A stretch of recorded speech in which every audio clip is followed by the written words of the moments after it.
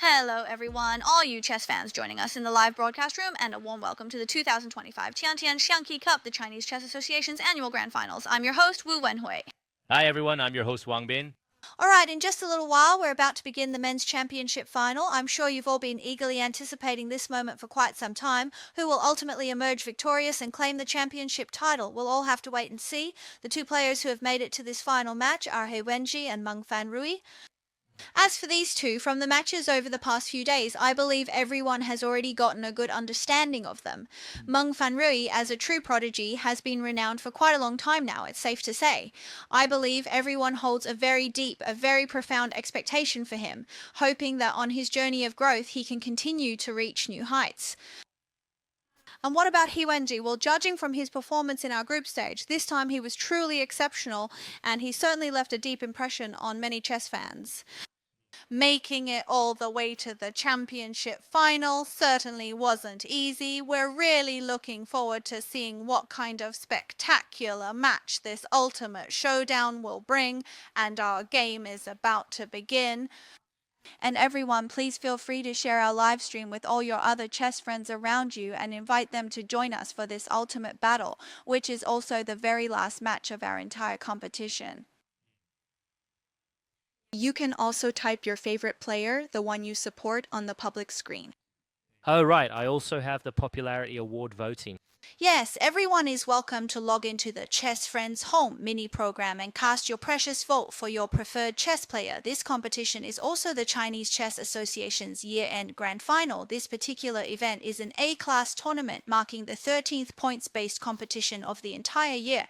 Prior to this, there were 12 such stages, so through several rounds of intense competition, our top performing players this year, those who ranked highest, have successfully advanced into our grand finals.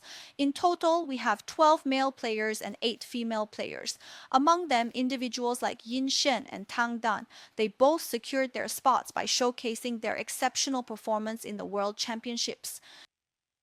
We've just been watching the competition, and our champion is Grandmaster Tang Dan. That was for the women's division. Now let's eagerly anticipate who the men's champion will be.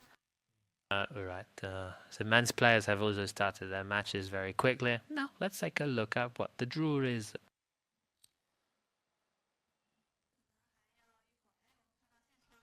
It might still take a little while. We see a lot of close friends watching at the scene.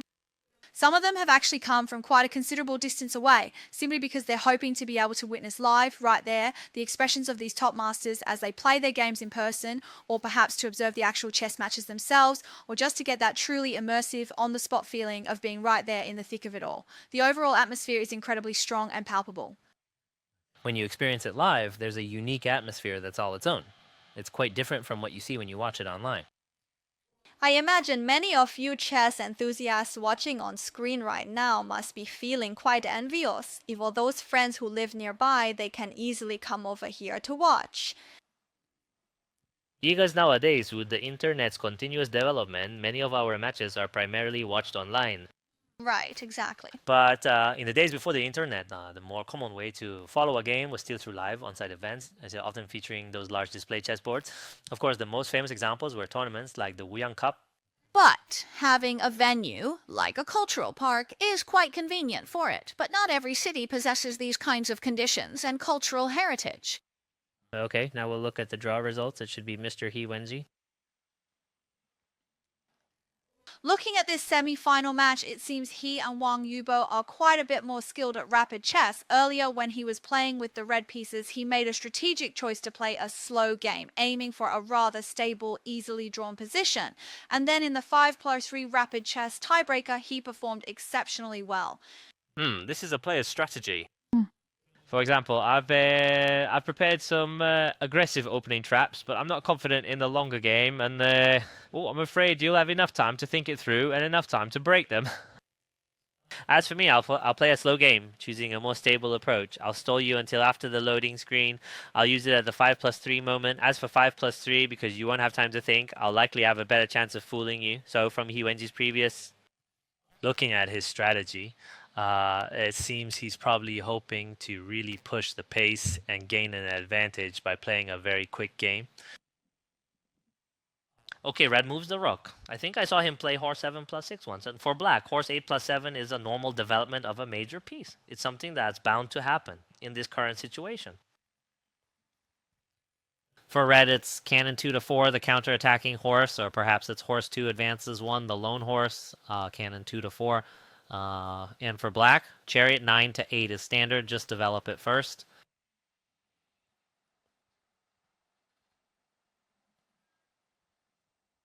Once the rook is out, there's always the block and charge tactic, and then rook 8 advances 4, this kind of early sacrifice for later gain. Of course, for black, it's now rook 9 to 8, rook 1 to 2. Anyway, one of them has to move out.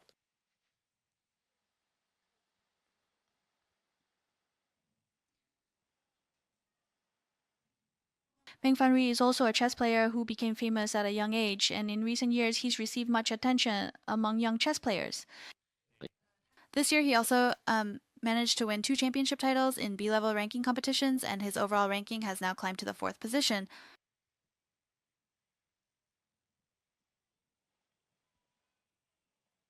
Alright, looking at this position, red might try to seal off the path. Now for black, we can check if r8 plus 4 is truly effective. Let's just allow it to be captured directly. So feed it directly, we can sacrifice the piece first to gain an advantage later. For instance, there's the move r8 plus 4. As for red's pawn, one strategy is to move pawn 7 to 8, which helps to delay the capture and slow down the opponent's progress.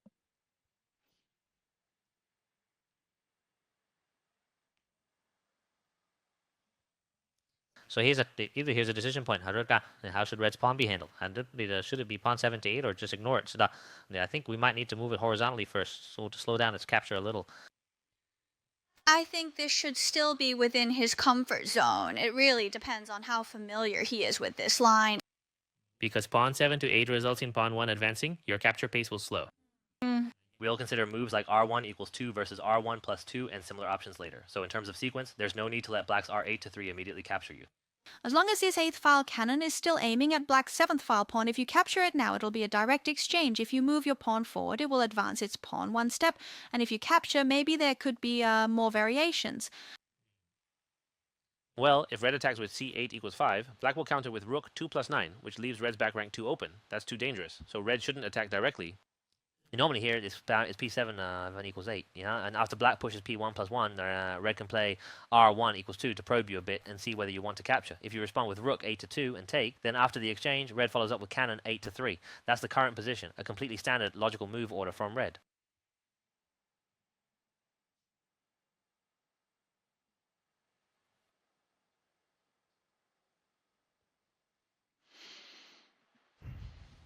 But with him taking such a long time to deliberate here, it makes us wonder if he might have some other intentions. Could he be planning to just go straight for the attack?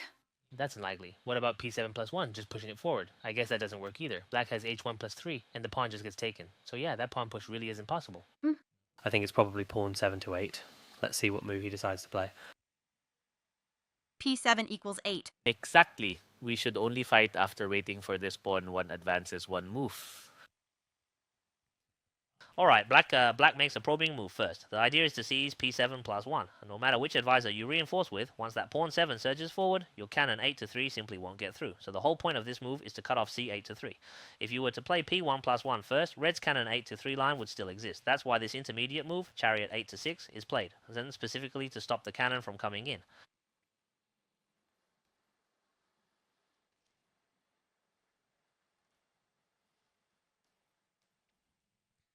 Okay, next black has an opportunity, specifically pawn 1 advances 1, to attack red's 8th file.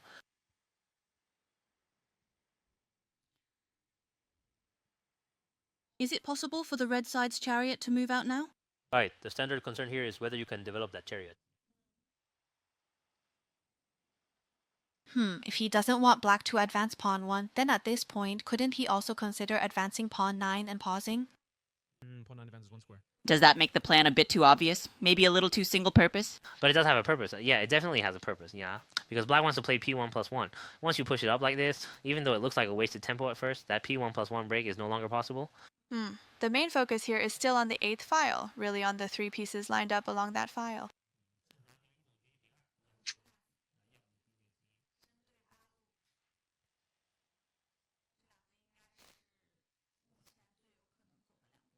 Anyway, we should compare.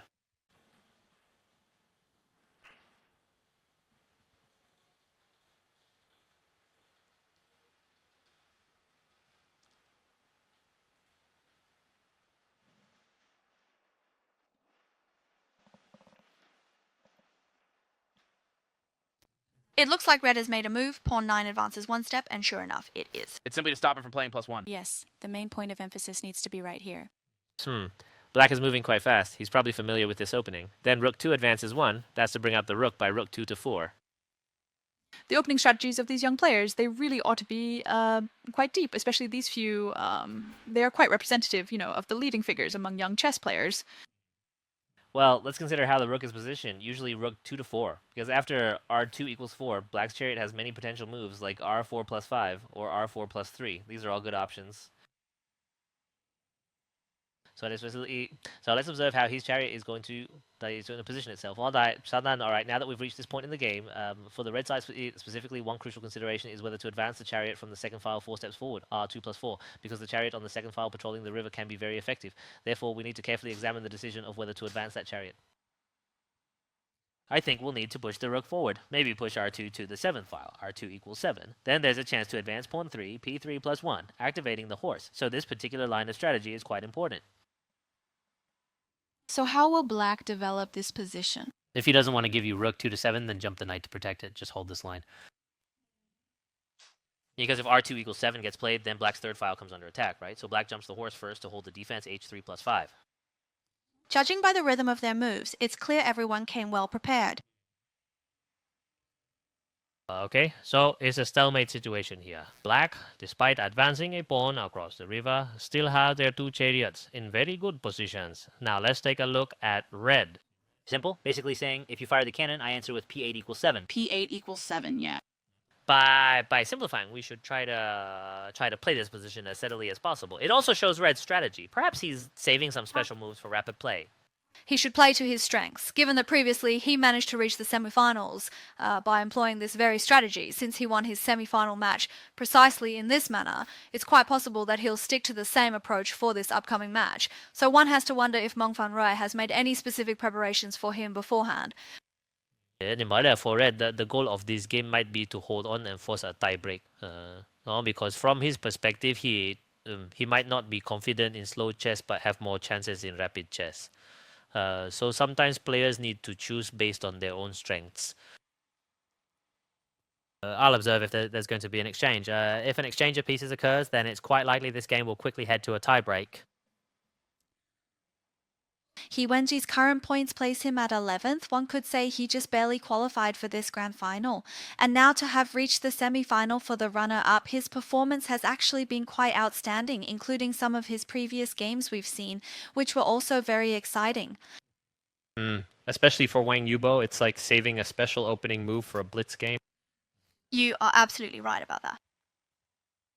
Looking at the strategy in this game, their approach is still exactly the same. They're confident they can challenge you to a quick match when the time comes. And You should really make the most of your personal strengths and advantages. Okay, now the chariot has to step out of danger. Yeah, and Black's cannon is threatening the elephant, so the red chariot must move away. So in this game, Trade off the horses. It's going to simplify very quickly. for Black, only if your horse moves h3 plus 4, it can jump in, but there might not be a clear path. Only the red can respond with h8 plus 9, cutting off that horse's path completely, and then it's questionable. So if you want to simplify now, red certainly won't gain much, but there are many exchanges, so maybe this red's strategy is to play for a draw, so you might think a small disadvantage is no big deal. So let's see what Black decides to do. If knight 3 moves to 2, red's chariot 8 retreats to 2 and takes it. Then you can bring your chariot 6 to 2 to press in. To eliminate 3 pawns, red's pawn 3 advances 1 to charge forward. You pin the knight and he escapes again. This means the situation is relatively stable.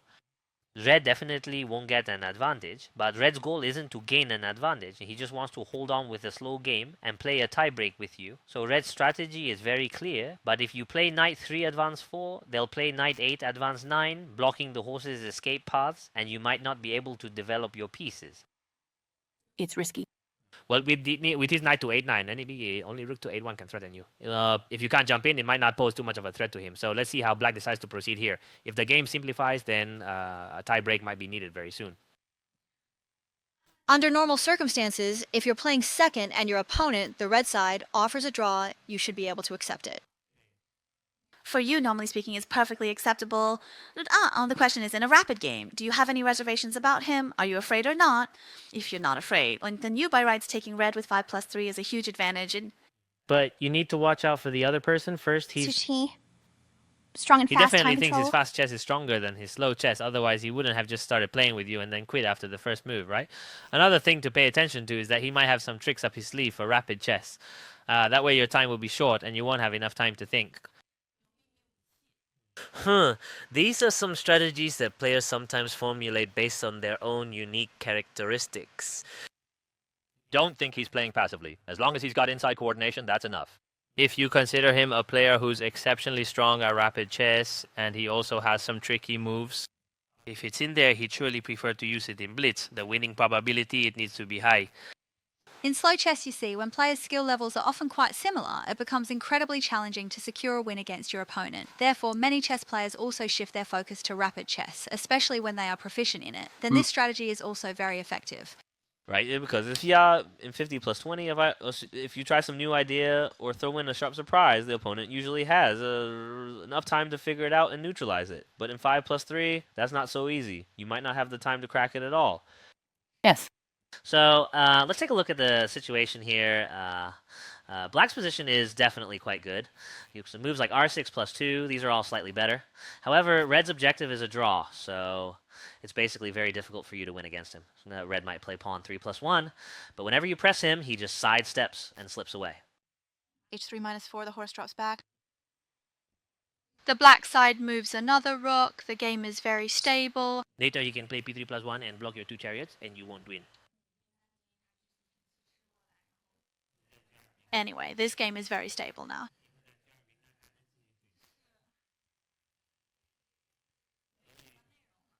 Well, from a strategic perspective, Red's objective in this game is quite clear: to play it very, very cautiously and then force a tiebreaker. All right, everyone can now get ready to watch this thrilling 5+3 match.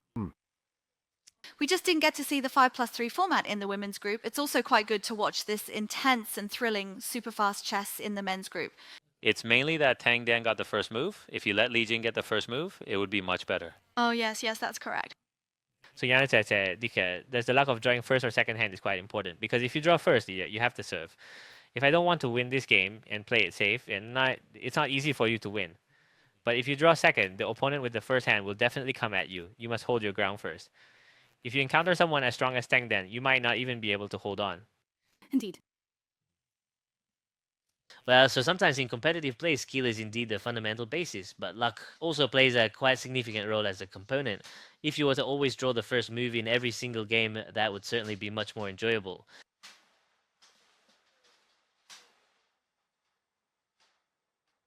Sometimes, luck is also a part of one's ability.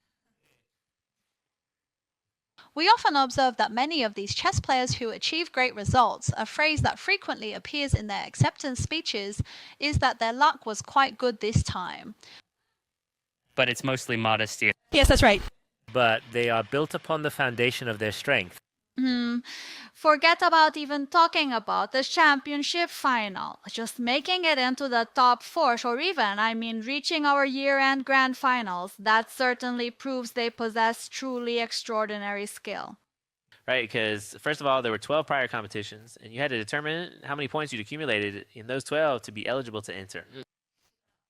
If your points aren't sufficient, then you simply won't be able to enter. So for a player, the year-end grand finals are truly a comprehensive evaluation. First, it looks at how many tournaments you've participated in throughout the year, what your overall condition was like, and how many top finishes you achieved, and only then can it be determined whether you possess the eligibility to compete. Yes, that's absolutely correct. It's a truly comprehensive and demanding test for a chess player, one that spans the entirety of the year.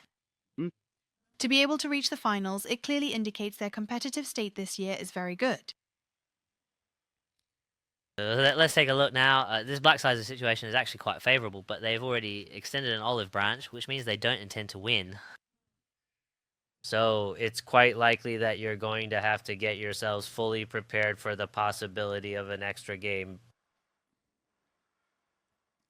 This year, Meng Fanrui has participated in a total of 4 points-based tournaments, and the champions of both the Xiangqi Cup and the Xintai Cup were Meng Fanrui. And in these two competitions, he also defeated Cao Yanlei and won the championship. Well, let's consider this. If we reach the point where Rook 2 moves horizontally to the third phase, and then we have another confrontation, then both players can simply shake hands. The situation is incredibly stable and balanced. So, having reached this stage, it's clear that both players must have already prepared themselves for a tiebreaker game. So what about Wenzhe? This year, he has participated in a grand total of 7 points races. Specifically, at the Shanghai Cup event, he successfully secured the 4th position, and subsequently, in the Fengsheng Ancient Town Cup competition, he triumphantly claimed the championship title. The Shanghai Cup, you see, is classified as an A-grade event, whereas this Fengsheng Ancient Town Cup, it's merely a D-grade competition. Meng Fanrui's 2 championship titles, they are both just B-grade, surprisingly. Meng Fanrui can now begin to think about his next move. What to play in the tiebreak rapid? What's the first move? Because if your opponent's prepared for the opening, they usually put it in the first move spot. So in the first game, when you go first, try to win it decisively. Do you have any new weapons to bring out? Well, otherwise, when it's their 5 and 3, they'll go first. They pulled out weapons. Exactly. If you're caught off guard when that happens, then it's going to be very dangerous. So the next game is absolutely critical because Meng Fanrui will have the first move in the tiebreaker. Because the first player has the initiative, the opponent usually won't try to make any variations with their next move. It's not easy. So seize this opportunity to win in one game. I'm quite eager to see his opening strategy selection because I've observed in several crucial matches he consistently reveals some novel approaches which he might typically be reluctant to utilize, only deploying them during these pivotal moments. That's also a characteristic of a player, meaning you study a tricky variation and It's genuinely very difficult. Sometimes it's not as simple as just easily figuring out a new viable strategy. yeah, because the information moves so fast now. So in the past year, an opening trap could work for a whole year. So now a new trap can become useless in just a day. Once it's used, it's immediately dissected by others, including all of these, that is, the other opponents of our 2 chess players. Even though this competition has already ended, they'll still look at what moves you've made and study them very carefully, just in case they happen to encounter you again next time, you know? So these sharp surprise ideas really aren't easy to prepare anymore. So once it has been prepared, you should select this most crucial moment to utilize it, and only then will the results be optimal. To maximize its effectiveness. All right, this is the most crucial moment. Let's see if these 2 players have prepared any surprise opening traps. I suppose the game is about to really come together now. From their expressions, I can tell they're quite relaxed now. They've probably already come to fully grasp each other's meaning. You can tell it from the move choices. Once the horses are traded, there's no progress left, and then we're already on move 24. So our h3 plus 4, cannon 1 plus 3, h4 plus 5. That's about time for a draw. The red side definitely has this kind of priority pick. Last time Wenzhe eliminated Wang Yubo in the semi-finals using this very strategy. Now let's see them face Meng Fanrui in the championship match. He was once the twin star of our men's competitive circuit from the agent team. You can calm your mind and think about what to play next, because for the players, they all know this game will be a draw and there will be a tiebreaker. But if you were to agree to play right now, you probably only have a few minutes to get ready, and it would start immediately. So you might want to take some time to think about what you'll prepare for the next tiebreaker. Once you've thought it through completely, then you can play against him. The other side won't be fighting you anymore. This situation is just too stable. You can just make a few exchanges and shake hands. Meng Fanrui wants to propose a draw. Wenzhe agreed. All right, our 2 players will now take a brief moment to rest, and then we'll have a 5+3 super blitz game. So it's going to begin very soon. The next game will be Meng Fanrui on the red side and Wenzhe on the black side. And now for Meng Fanrui, it's your turn to make the first move. And whatever special techniques you possess, just use them. If you don't, what if when they get the first move, you might not have this opportunity? This is precisely the point where we have already entered a truly critical moment. Okay, we'll just wait here for a moment because after a game concludes, there's usually a 5 to 10 minute break before the players can begin. The referee also needs to reset the clocks and things like that. Right now, the players are all cheerful, chatting and laughing, but soon when this 5+3 starts, it'll be tense and no one will yield. Yes, all right. Let's check out what's happening here. The referee is taking photos. Yes, it is. We can all anticipate what kind of opening strategy they'll employ. Will they immediately launch an all-out attack, or will they observe and proceed with a more tentative, probing style? But Meng Fanrui seems to prefer the River Chariot with 5 to 9 cannon setup. He might use it again if he has the first move. It's more of this tactical combination type. Oh, right, he'd used it in a previous game and won. So for a player, he must be quite familiar with this strategy. So let's see if he will use this move. The Hebei team, represented by Meng Fanrui, has an overall atmosphere that is quite direct and aggressive. He's an attacking style player by nature. This game, we might see it get quite intense because from his first player's point of view, any surprise moves you have, you definitely use them when you're playing first. You might not get to employ them if you're playing second. Our Meng Fanrui, it can actually be said that many chess fans have watched him grow up, witnessing his every step of progress and development. I think young chess players sometimes they're under a lot of pressure. Many people are constantly watching them now.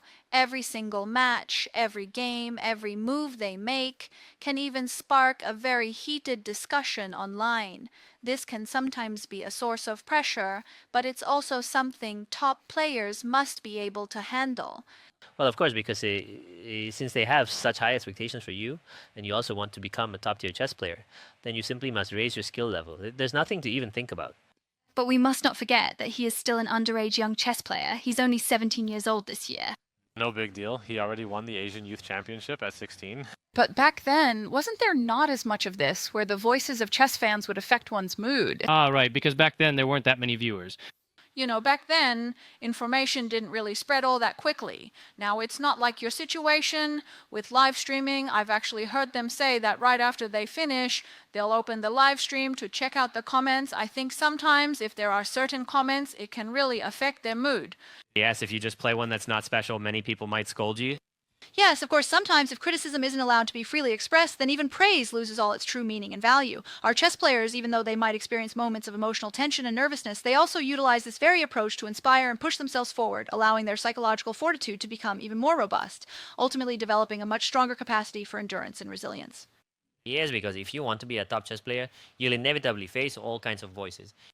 Yes, it means they face incredible difficulties. Beyond the actual game, there's the psychological pressure, there's sheer willpower, and in every single aspect, absolutely nothing can afford to go wrong.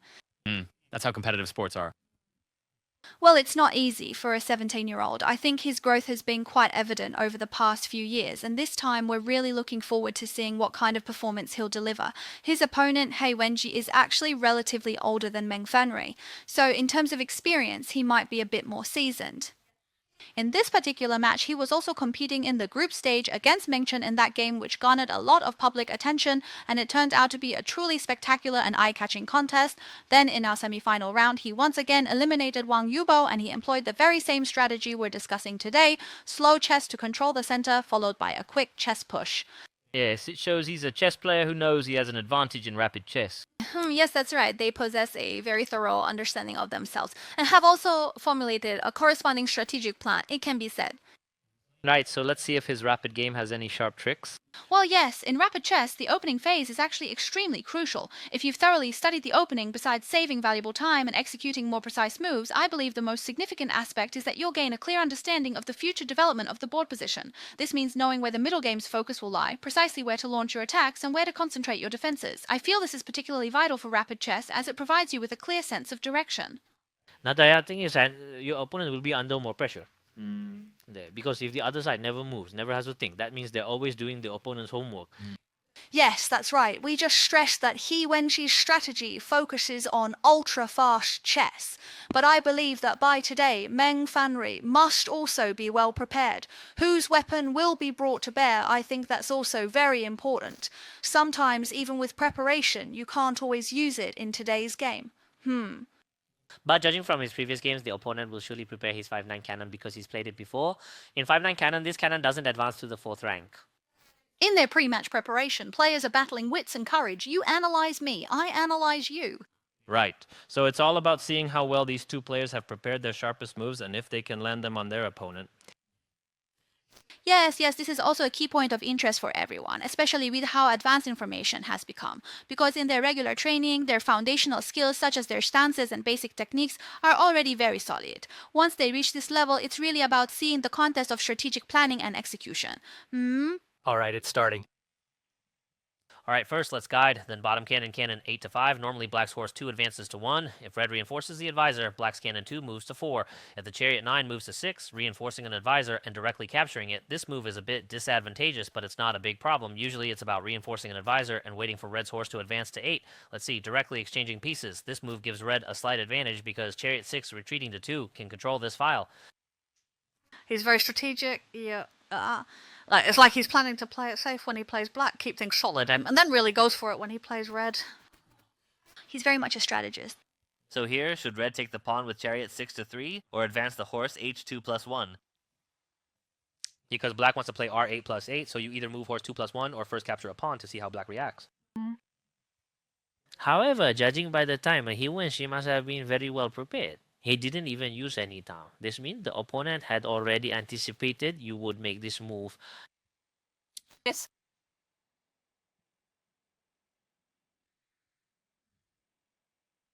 Let's take a look at this here. Should red advance his horse h2 plus 1, or should he capture the pawn r6 equals 3? Now, if horse 2 advances, then black's rook 8 will move to the 7th file and attack directly.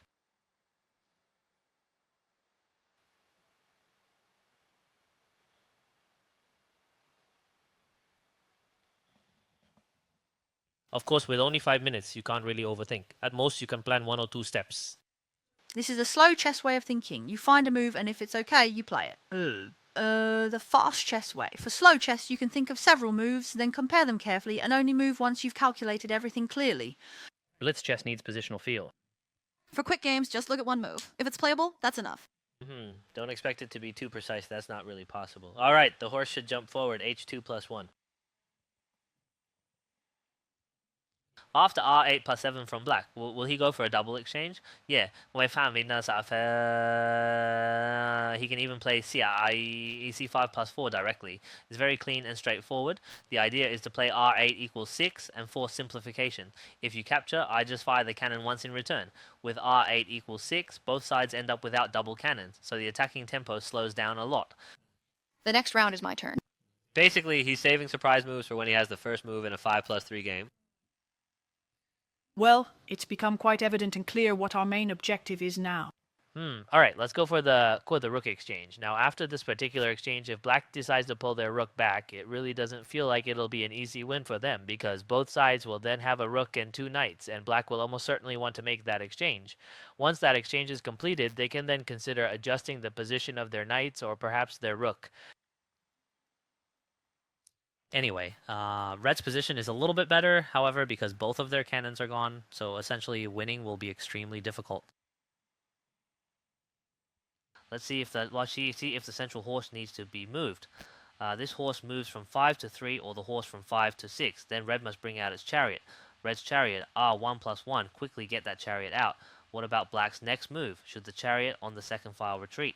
This chariot moves r2 minus 5, not reinforcing the guard. These are all options to consider in the current situation. Or first reinforce the advisor. Yeah. Anyway, these are all moves that black will have to make sooner or later in the current game.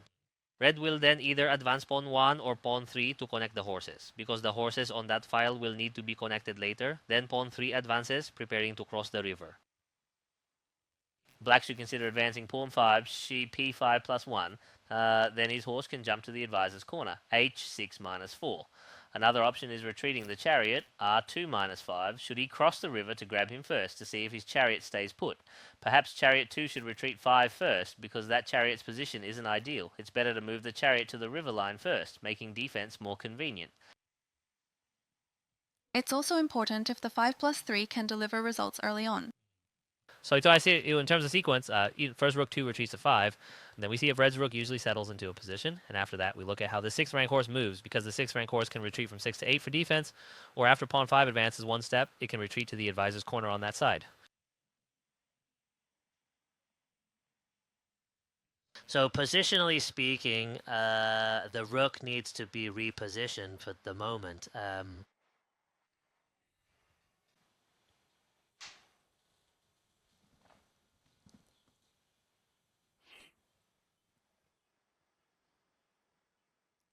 Since everyone is quite familiar with the layout, it saved us a lot of time. This gives us a chance to think a bit more here. If black's pawn 5 advances, red can check if their pawn 3 can pass later. Alright, he moves his rook first. If black moved the ER2 minus 5 earlier, that would force red to commit.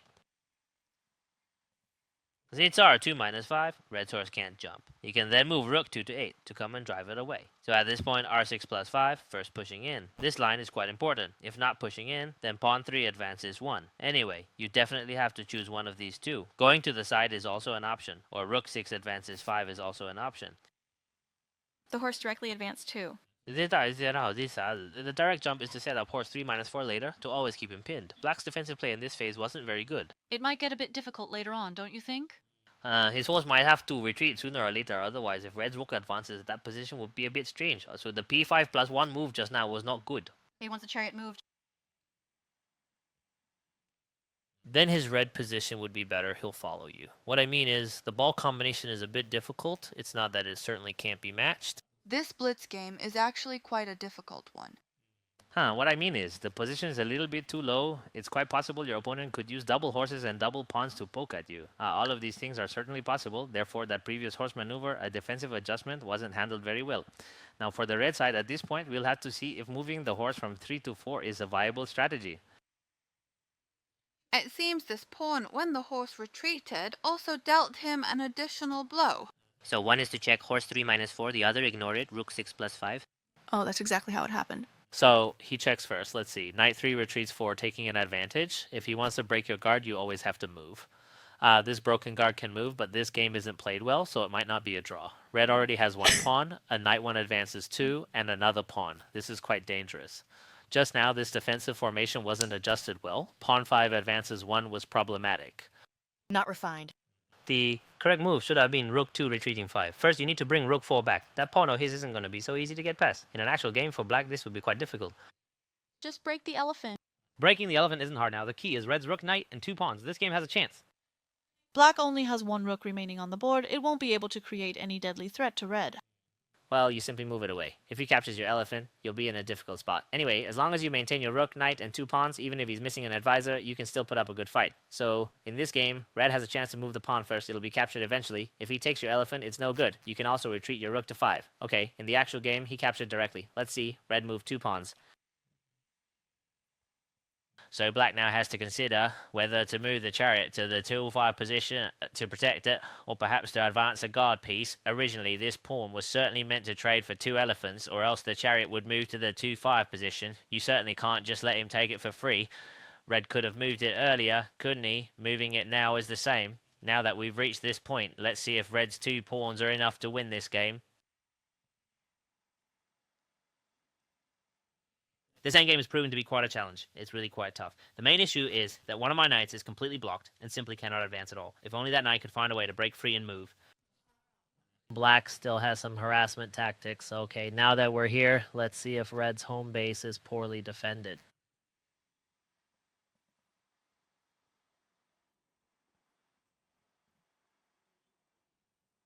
If the general doesn't move, I'll just move the horse. Horse retreats 3. It's a check on the general and a block anyway. The knight retreats to 3. This means if the chariots are exchanged, the board won't be cleared cleanly. Then his knight and 2 pawns can still advance. So in that situation, the chariot should come back. Chariot 6 retreats 3, perhaps to protect the pawn first so he doesn't capture it. It looks like the black side will face an endgame challenge later. Rook 6 back. Just 2 more minutes. We should keep the pawn. No need to let him capture. Yes. Black has enough visor, enough strength to fight to bring out the knight. Once the knight is out for a counterattack, that's when you'll pressure red. Otherwise, red will be too comfortable. He's retreated here now. He was just considering if their knight jumps later, if there's an advantage. Anyway, you'll play knight 3-2. Your knights will then move to 3-2, 2-1, or retreat to 2-4, aiming for a fork. Black's knight is still on its home rank, so its speed definitely won't be as fast as your knight's. So, regardless of whether black plays pawn 7-1 or not, your knight 3-2, then later jumping to the side, or knight 2-4, red should still have more opportunities with this move.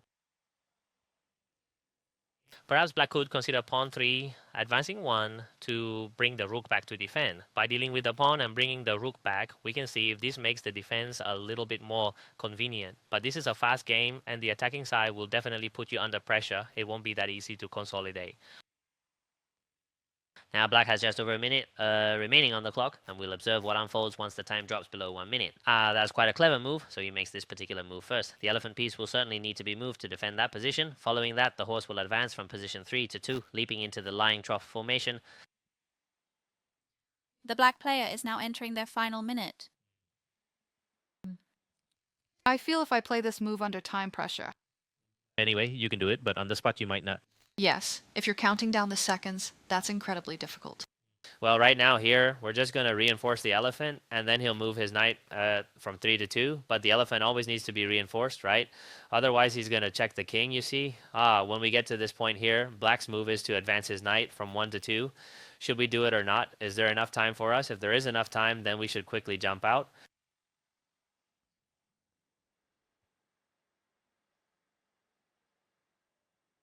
We can't afford to think about it anymore. Just jump.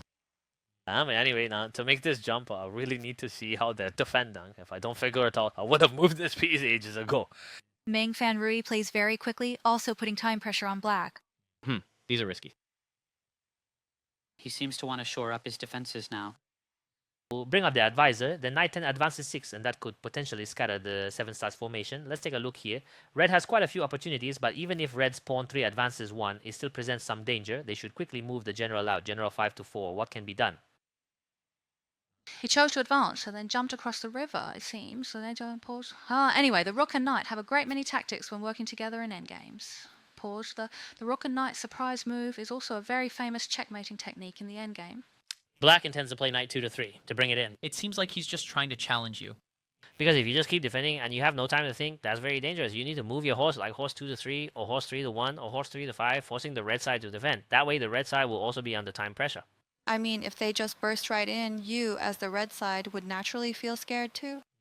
Well, for red, the crucial question right now is whether to make a sacrifice or perhaps move the rook 5 forward 1 square to try and avoid the threat. Because black's clear intention is to jump the knight, capture the rook, and then continue to advance deeper into red's position. Wenzhe has only 8 seconds left, while Meng Fanrui still has a full minute. So although red certainly has an opportunity in this game, it truly comes down to time. Let's see who can perform better within this critical 1-minute period. Ladies and gentlemen, this is truly the most intense moment we've reached. I mean, our hearts are just pounding away. Now, one approach is you need to calculate clearly. For example, if rook 5 advances and then rook 5 moves to counter, will you have enough time? But this approach, you might not be confident because with only seconds left, you can't calculate clearly. So for red, if you start calculating, your time will pass very quickly. This 1 minute is simply not enough to calculate even a few moves. He eyed rook 5 forward. Let's take a look at black's side. You must equalize quickly. If you capture, that's not good. You really shouldn't take it. It should be knight 2, advance 3. Capturing would make red's play more direct. Oh, wasn't this horse captured in vain? Time ran out, so it shouldn't have been captured. He didn't dare take the knight because of rook 8 to 6. So when the chariot retreated, it was blocked. Couldn't capture the pawn. Alright, our rapid chess match has now concluded. Congratulations to Meng Fanrui for winning the men's championship, and Wenzhe is the runner-up. From the perspective of the entire tournament schedule, we are, They're very happy too from the whole competition. Our champion first not only has excellent chess skill, but also impresses us with his persistence and resilience. As for the runner-up, he was under a lot of pressure, and reaching this point wasn't easy. And congratulations to Wenzhe for his excellent second-place finish. With that, our competition has completely ended. The live stream is about to say goodbye to you all here. We'll submit this to the judges. Alright, let's now direct our broadcast feed over to the commentary desk, and we hope that in 2026 you will all continue to follow our exciting future events. We'll see you all again at the next game.